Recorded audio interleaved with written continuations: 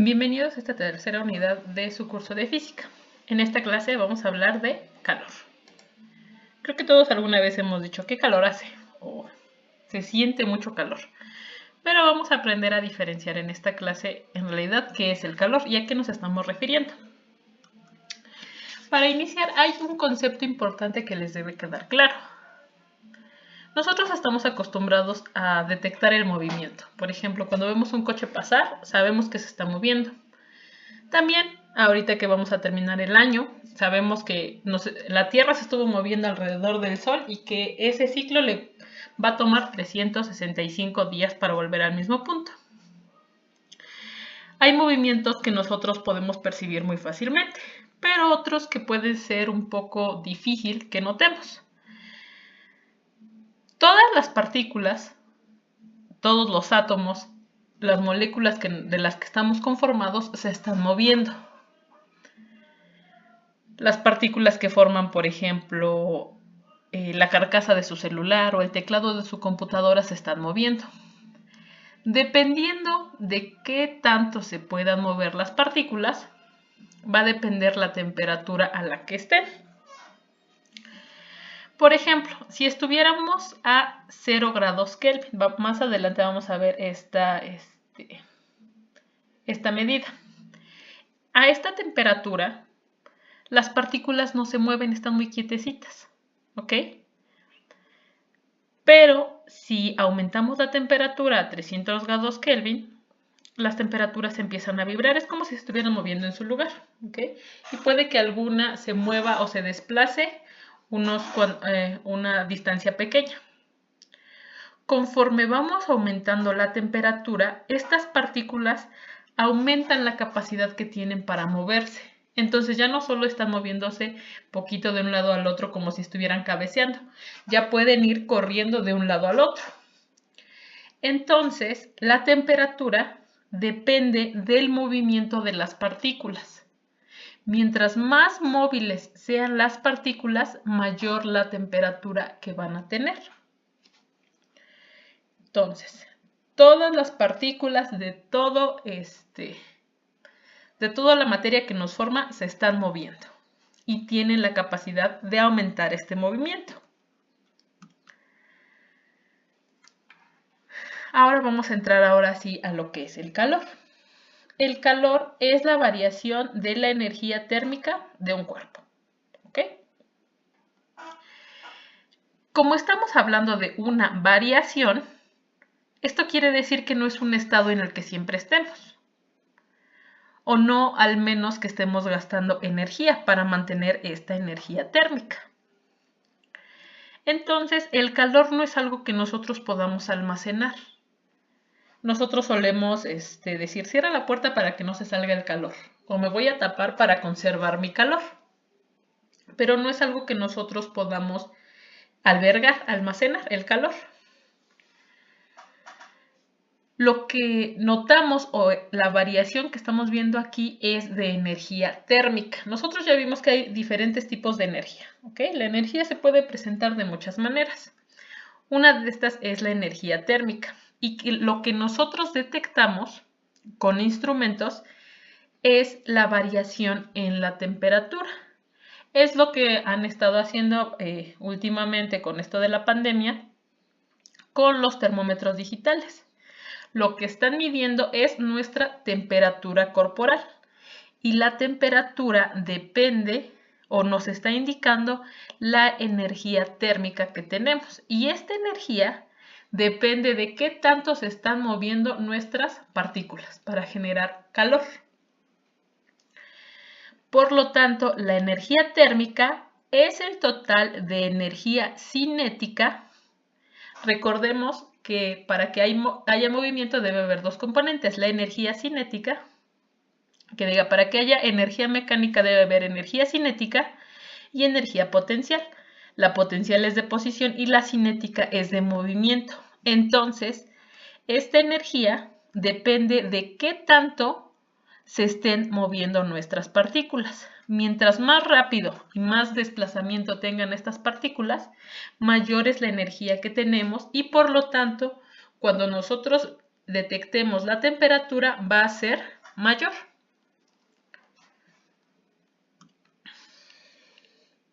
Por lo tanto, la temperatura es una magnitud física que mide la energía térmica de una sustancia. No mide el calor, mide la energía térmica y tampoco mide el frío, ¿ok?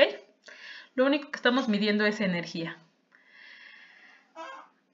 Nosotros necesitamos aparatos para medir esta temperatura porque estamos hablando de energía.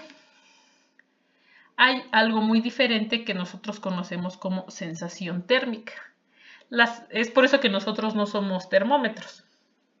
¿Ok? Necesitamos algo que nos indique bien la temperatura a la que está un objeto. ¿Por qué? Porque, por ejemplo, si nosotros, no sé, se enferma alguien en nuestra familia de fiebre y queremos comprobar que efectivamente sea fiebre, pero no tenemos un termómetro, lo que solemos hacer es, nuestra mano la colocamos en su frente. Y si su frente está a mayor temperatura que nuestra mano, decimos, sí, tienes fiebre. Pero en realidad, si llegara alguien, no sé, que está cocinando y hace lo mismo y pone la mano en la frente de esta persona, puede decir, no, tú estás normal.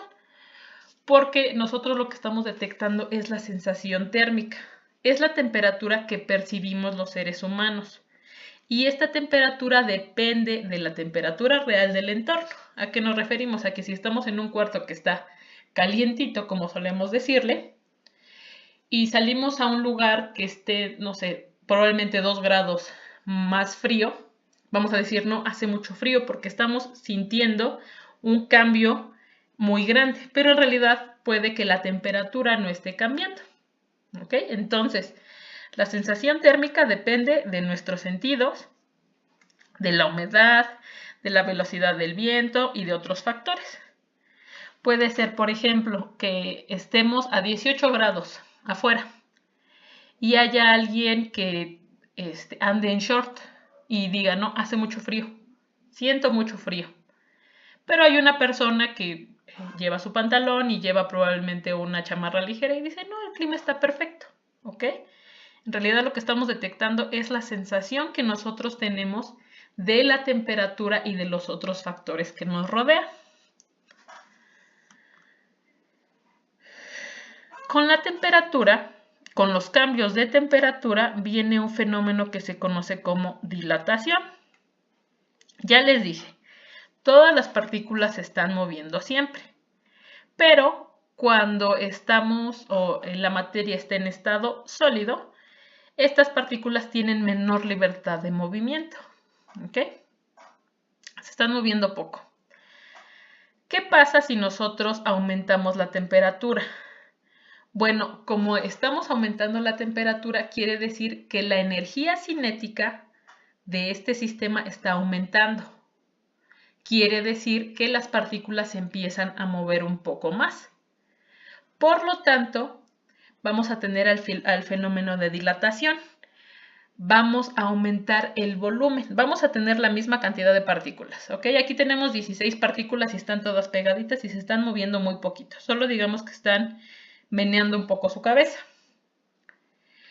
Si le aplicamos energía a estas partículas, se convierte en energía térmica y se empiezan a mover un poco más. Cuando se empiezan a mover un poco más, se empiezan a separar unas de otras, ¿ok? Y tienen un poco más de espacio para moverse. Seguimos teniendo las mismas 16 partículas, pero ahora ocupan un mayor volumen, ocupan más espacio porque están más separadas. A esto se le conoce como dilatación y la dilatación puede suceder en los 3 estados de la materia. Obviamente, si es un estado sólido, vamos a notarlo muy poco, pero alguna vez lo hemos visto cuando decimos, no sé, cuando hay un cambio de temperatura en un cuarto y escuchamos cómo cruje la madera, porque se está contrayendo, ¿ok? Está perdiendo energía y se contrae para juntar otra vez sus partículas. Este es un fenómeno físico porque no estamos cambiando para nada la materia, solo estamos pasando de un menor volumen a un mayor volumen cuando aumenta la temperatura.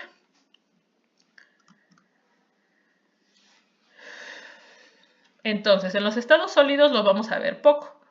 En los estados líquidos lo vamos a ver un poco más, porque estas partículas que lo forman ya tienen un poco más de libertad. Entonces, si les damos más energía, se empiezan a mover más. En el estado gaseoso se va a ver mucho más la dilatación, ¿ok? Porque si les ponemos más energía aquí, se empiezan a mover más rápidamente. ¿Cómo nosotros podemos notar este cambio de temperatura? Bueno, utilizamos las herramientas conocidas como termómetros.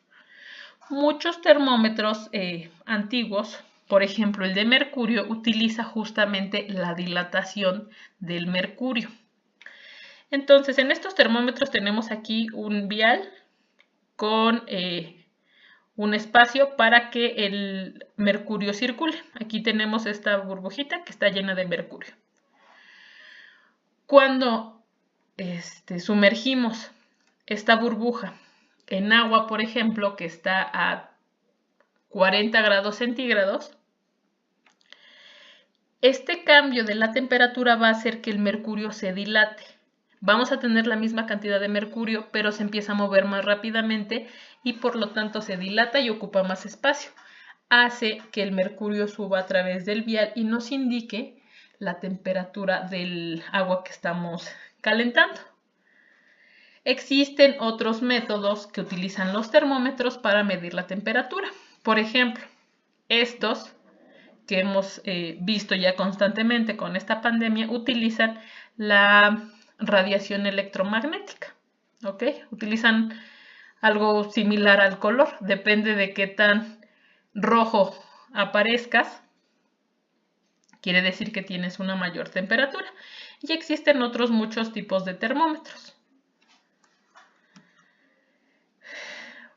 Por lo general nosotros estamos acostumbrados a la escala de Celsius. Celsius o centígrados, grados Celsius o grados centígrados.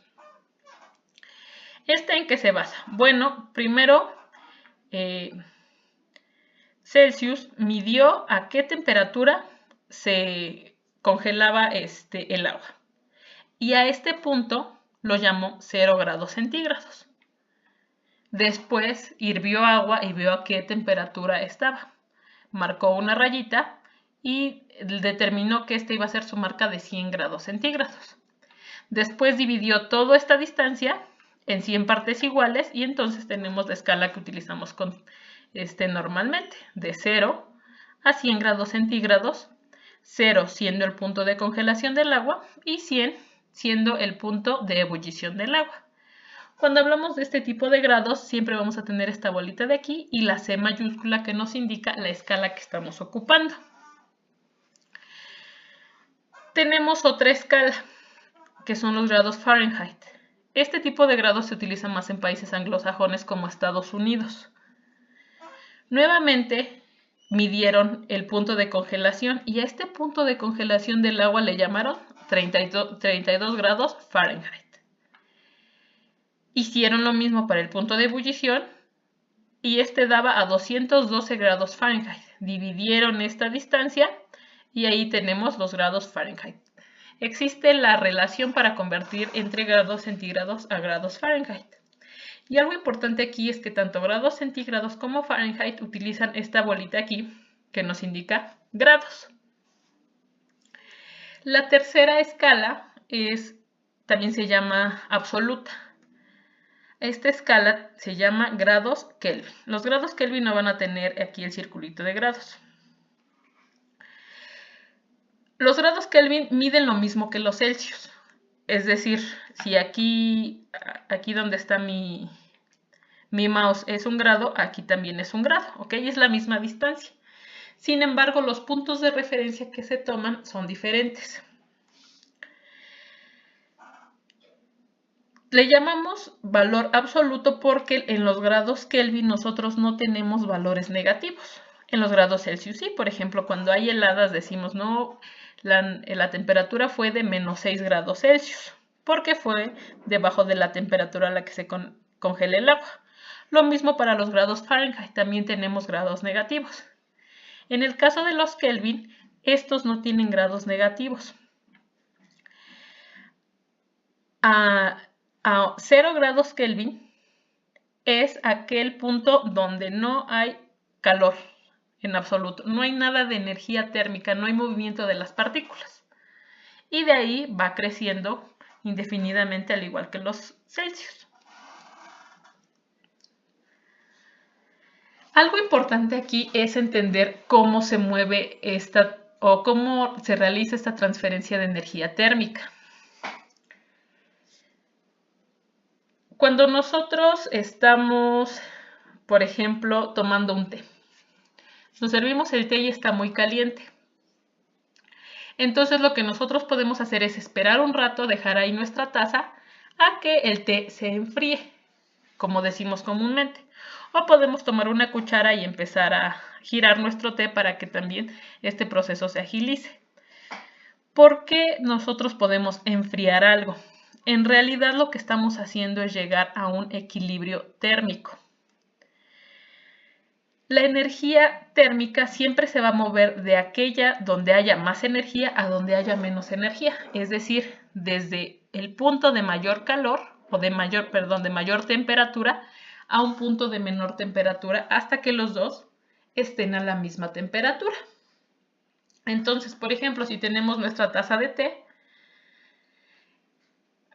las partículas que se están moviendo y están chocando con la taza también están chocando con el aire que rodea la taza, porque al final no estamos en un vacío, siempre hay aire rodeándonos. Entonces, vamos a estar transfiriendo calor desde nuestra taza de té hacia el aire.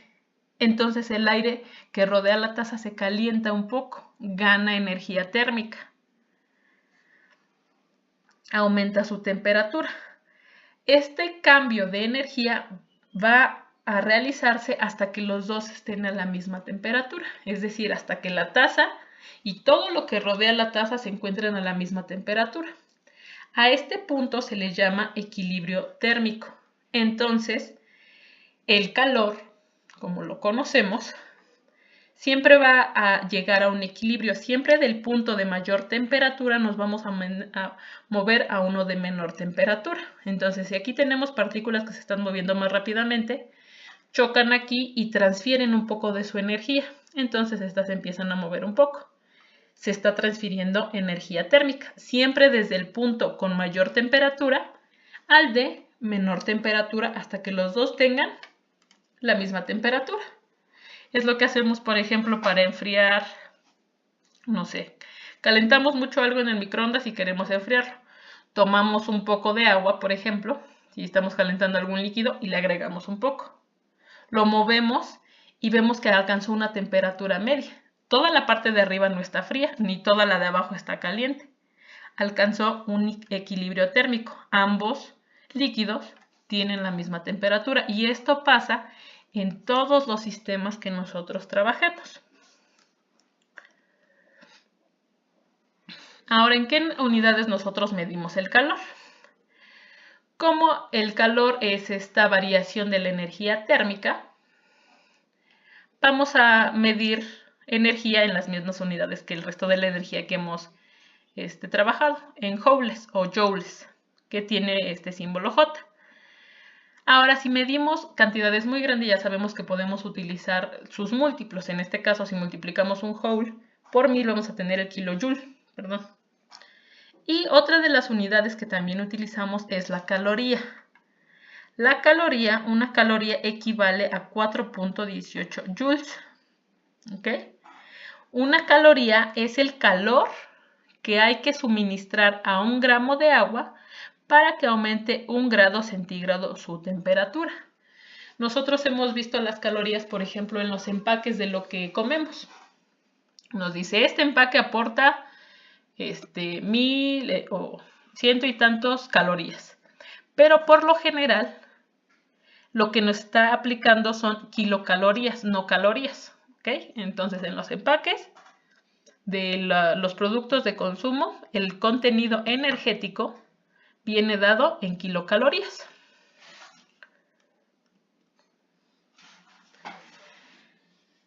Ya vimos que el calor es esta variación de la energía térmica y nosotros detectamos la variación por la temperatura. Pero ahora, al ser un tipo de energía, ¿cómo transmitimos esta energía de un lado a otro? Existen 3 maneras principales: la convección, la conducción y la radiación. Cuando hablamos nosotros de conducción, imaginémonos que tenemos aquí un mango de aluminio de una olla. ¿Okay? Aquí tenemos nuestro sartén y se está calentando. Como está en contacto directo con el fuego, las partículas que están más cerca al fuego se empiezan a mover. Y se empieza a mover más hasta cierto rango porque estamos hablando de un sólido. Entonces, ese movimiento también se transfiere a las moléculas que están al lado y también se empiezan a mover. Y a las de al lado y a las de al lado. Entonces, se va conduciendo el calor desde el punto más cercano a nuestra fuente de fuego, por ejemplo, hasta el más lejano. Por eso podemos tomar al mango del sartén de lo más alejado y probablemente solo esté tibio, pero lo que está más cerca va a estar con una mayor temperatura, porque se está conduciendo el calor a través de estas moléculas. Otra de las maneras es la convección. En este caso nosotros ya vimos que cuando aumentamos la temperatura, también se dilatan los materiales.